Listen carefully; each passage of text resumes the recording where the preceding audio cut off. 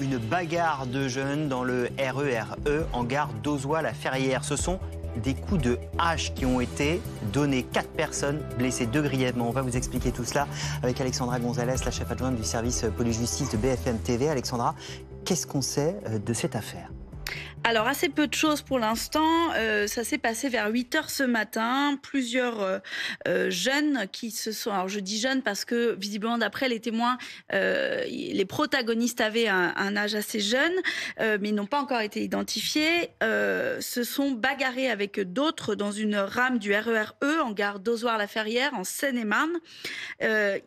Au moins l'un d'entre eux était armé de ce qui s'apparente à une hache ou à un couteau. Il y a plusieurs descriptions qui nous ont été données selon les sources. Et en tous les cas, il y a eu 4 blessés dans cette rame, 2 grièvement. Un a eu la main tranchée et l'autre a reçu un coup au niveau du crâne. Donc pour l'instant, on dispose de ces éléments-là. Exactement. Enquête en cours, évidemment, diligentée immédiatement. Oui, en général, c'est ce qu'on appelle de la flagrance, une enquête de flagrance qui est ouverte par le parquet compétent le plus proche des faits.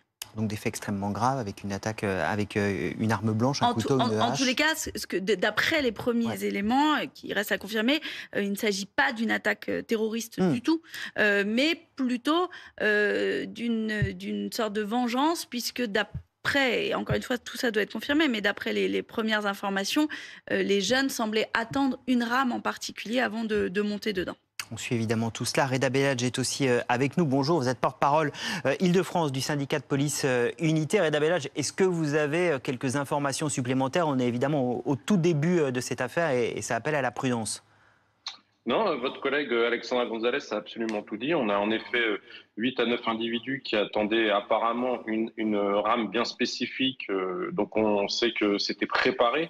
Donc ça va peut-être être plus facile pour nous de retrouver rapidement les individus qui sont recherchés activement sur toute l'Île-de-France, puisqu'on a dans ce cas-là, lorsque ça se passe dans les transports en commun de manière automatique, c'est géré par la salle de commandement d'Île-de-France et tous les collègues sur la région sont avisés pour qu'on essaie d'arriver au plus vite à interpeller les individus. Je vous confirme qu'ils sont extrêmement jeunes d'après les premiers témoins et qu'en effet, il y a 4 individus blessés, dont 2 grièvement.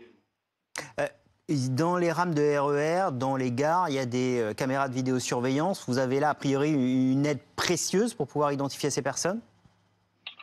Oui, et puis là, en l'occurrence, dans cette affaire-là, j'ai confiance en mes collègues, en leur expérience et leur professionnalisme, puisqu'il y a beaucoup de témoins, donc je pense que ça devrait être très rapide.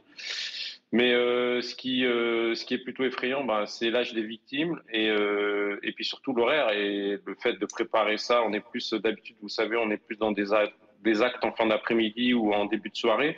Et puis là, on a vraiment un acte bien préparé, de manière minutieuse, à 8h du matin, avec des armes et puis des individus qui sont visés directement. Et tout cela à un moment où les rames sont pleines parce que c'est l'heure où les gens partent au travail. Exactement, c'est ce qui est paradoxal. Je vous dis, d'habitude, les individus sont un peu plus discrets et là, c'est pas du tout le cas et c'est peut-être...